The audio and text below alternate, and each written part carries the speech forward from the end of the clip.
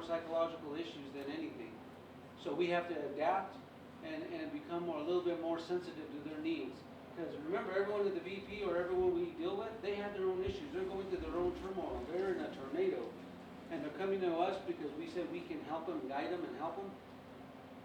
We need to do that then. We need to be understanding that, hey, you're going through something, let's figure it out, let's see what we can do. Do we have the small percentage that use the system to their ability just to get what they want? Yeah. But that's not the whole population of it though. So we have that small few, but we got to get past that. Next one. Oh, this goes back to NASA, using them as an example. Organizational culture refers to the values, norms, beliefs, and practices that characterize the functioning of a particular institution. So, has anyone seen Hidden Hidden Figures? Figures? Hidden Figures? Yes. That was a good movie. If you haven't seen it, it defines this to a T. But anyways, they're talking about the Columbia accident, what happened and everything that was wrong within that part. But in the end run, NASA has since implemented one of the strongest diversity management programs in the federal government, period. All because of what happened there, because all this was wrong and never taken care of at that time. We lost several lives in an accident, in that Columbia accident, for those of you that remember. Some of you might not. So next one. We can go to the next one. Okay, so organizational inclusion. So, Garfield, can you read that top one? Equity of practices, And extent to which the organization provides fair and equitable treatment to all employees and groups. good. So, 2, organizational culture. Katie, can you read that? The extent to which culture avoids assimilationist strategies and is open to learning from different and non-traditional sources. Okay. Cece, can you read voice and participation? Extent to which the organization draws upon diverse sources of knowledge and experience for planning and operation. Okay. So in a nutshell, it just sums up what we've been talking about, right? We have to make sure that we are all on the same page, we're communicating with each other, we're dialoguing. If we misunderstand something, we go and say I don't understand that. Please explain it again to me, so I need time to get this. But if you stay quiet, we assume that you understand it. Should we assume it? No. But at the same point, if you don't understand something, you need to come to us so we can make sure that you do understand it and why and the reasoning behind it. Okay, next slide. Cultural competence is the ability to respond effectively and appropriately to different cultural generation contexts in the workplace. So, Brandon, can you read this one? Acknowledge and accept differences in cognitive, behavioral, philosophical, social, and communicative styles that arise from different cultural, generational content. Yep. Seek to understand, ask for clarification or reasons for the behavior. Communicate policies, procedures clearly to employees if you are a manager. So this year, we've been doing a lot lately. If you haven't seen the emails from Eleanor coming out, dress codes, overtime, all that stuff, because every now and then we have to remind you because we start going astray off the path. So we got to bring it back down. So it's not. So if the way I put it to my monitors is we can't ask anything of our clients that we can't ask of ourselves. If we're telling you to be clean, dress appropriate, not cuss in our facilities, and all that other stuff, then we need to be that example for them. Does that make sense? Cool. Next. So these are all the cultural generational differences. Individual versus team, work versus family, long-term versus short-term, all that stuff. Next. Cultural competence. I read this slide, and it comes down to what we call the old school rules. Because back in the day, you had to have respect for everyone you work around with. Give them respect, especially their opinion, because everyone has an opinion, right? Whether it's wrong, right, or indifferent, it's an opinion. We have to respect that.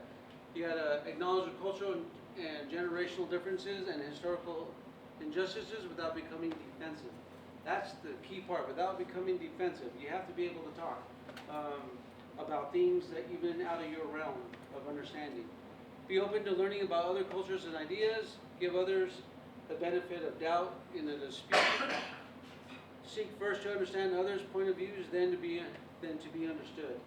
So even with this, sometimes when I'm in a hurry because I'm running from place to place, I might not do this fast enough, but all of us have to work. We're all human. We all make our mistakes.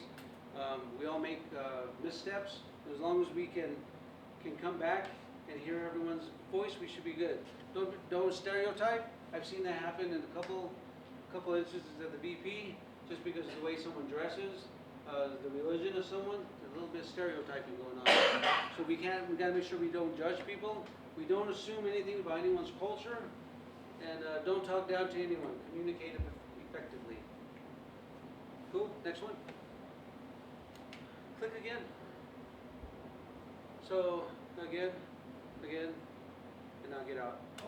There you go. That's good. So irrational assumptions. An irrational assumption is a belief that is founded on baseless supposition, often skewed by bias. One of the best examples of irrational assumptions are the stereotypes we formulate about people based on their association or membership with cultural or ethnic groups. So that reminded me of one movie. What movie do you think I was thinking of? Dances with Wolves. So Kevin Costner's a military officer, right? Okay. But they're like going after the savages, the Indians. But then all of a sudden he finds himself out in the middle of nowhere and he has to depend on these people for survival. Then he becomes part of their family, right? Because now he understands them better. He stopped assuming he knew what they were all about and all their ethnic backgrounds and the cultures, and then he actually found a better place to live in. If we all worked on the assumption that what is accepted as true is really true, there would be little hope for advance by overall right. So, next. Misunderstanding. This is a big one. So misunderstanding it's just a normal part of our communications, because sometimes we're going 100 miles in our head and we shoot something out and we think everyone is on the same page. I do this with my wife all the time.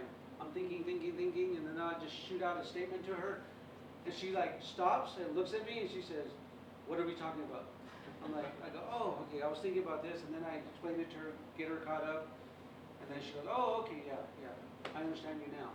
So sometimes we do that in the workplace. We're thinking about something in our head about what has to be done or a situation going on, and then we just start shooting out stuff without catching everyone up. So you have to make sure to catch everyone up. Does that make sense? All right, next. Prejudice. By definition, prejudice is either a bias in favor of or against something. Such biases can, of course, be benign. However, those preferences having to do with people can be hurtful and cause problems, especially in the workplace. So these are just some pictures I found that kind of prove the point.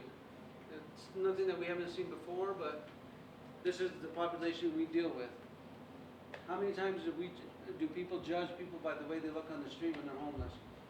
Even though they might have been a good soldier at one time, they lost their ways, situations and got out of control, and they find themselves on the street. So just as a child is born without fear, so is it born without prejudice. Prejudice, like fear, is acquired.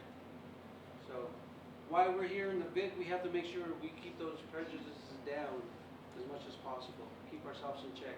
And if you see your teammate or your coworker doing something that's not right, that is called accountability. So you're their accountability buddy, just like your battle buddy. You're like, hey, that's not right. There's situations I've seen where someone says something which is inappropriate, and someone's laughing or giggling. Is that right? No, because you're just inspiring them to say more stuff. Or someone can say, oh, you giggled at that, so you agree with that, no matter how wrong it is. So do your best to keep your composure when someone's doing stuff that they shouldn't be doing, or saying stuff they should be doing, or acting in such a way they shouldn't be acting. Next one. Fear. Next. So fear of change in the workplace is counterproductive, especially fear of ideas and people who are different from us. So there's some people we just don't understand. No matter what we do, we try to understand them, or we try to be patient with them, but they're just off the wall crazy in our eyes. They say stuff that doesn't make sense, or they act a certain way, which you start being fearful of. Next one, click again. So, click again. Yeah, oh, no, don't click it up.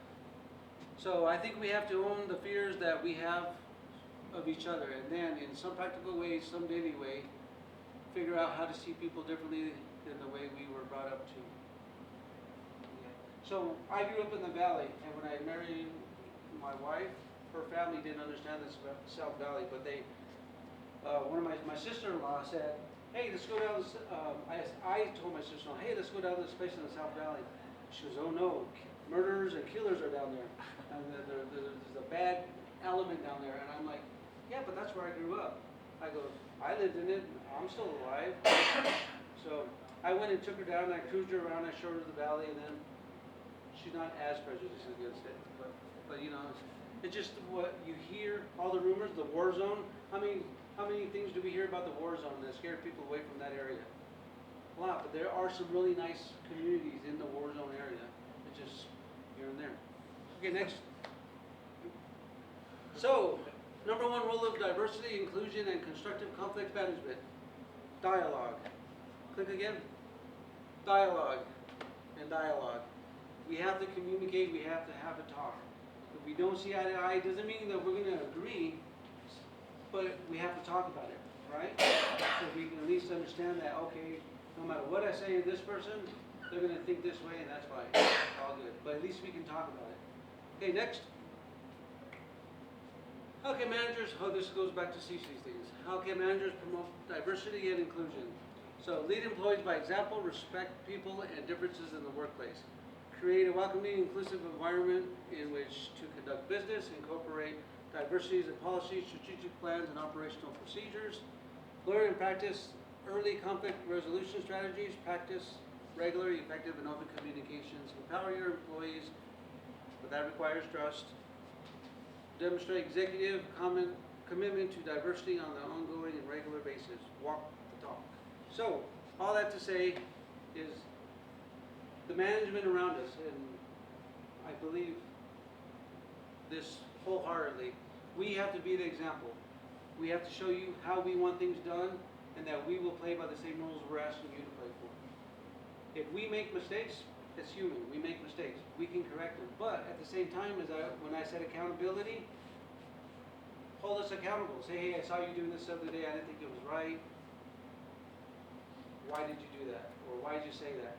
But be tactful about it. Don't do it at a table full of your cohorts and you just start calling out things left and right. Say, hey, can we go talk?